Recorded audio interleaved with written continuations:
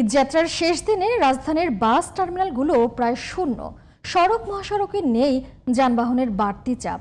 যাত্রীরা বলছেন ভিড় ও যানজট এড়াতেই ঈদের আগের দিনকে বেছে নেন তারা। বিস্তারিত মিফতা গালিবের রিপোর্টে।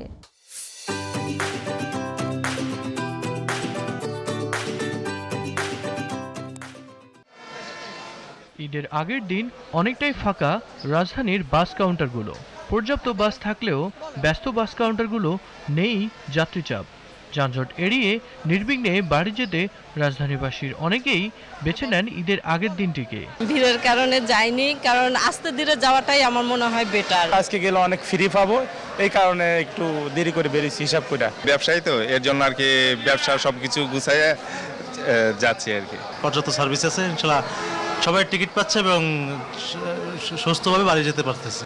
পরিবার এবং স্বজনদের সাথে ঈদের আনন্দ ভাগাভাগি করে নিতে শুক্রবার ঢাকা ছাড়ছেন তারা। আমাদের আত্মীয় স্বজন আছে, শ্বশুর শাশুড়ি আছে, সবার সাথে একসাথে ঈদ করবো, তার জন্য যাচ্ছি। সবার সাথে ঈদের দিনে ঘুরতে যাওয়া, এসব মিলাই তো মানে ঈদের সময় বাড়িতে যাওয়া। আমের বাড়িতে যাচ্ছি অনেক দিন পরে, অনেক ভালো লাগতেছে।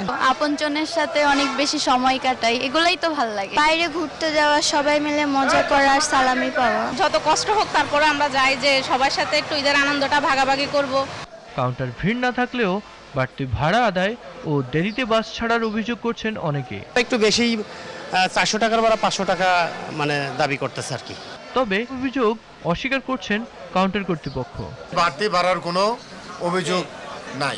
বিআরটি যে ভাড়াটা নির্ধারণ করছে ওটা জানে না, না জানার কারণে এই সমস্যাটা। যাত্রী নেই, যাত্রী ফাঁকা তো দেখাই যাচ্ছে একদম প্র্যাকটিক্যালি।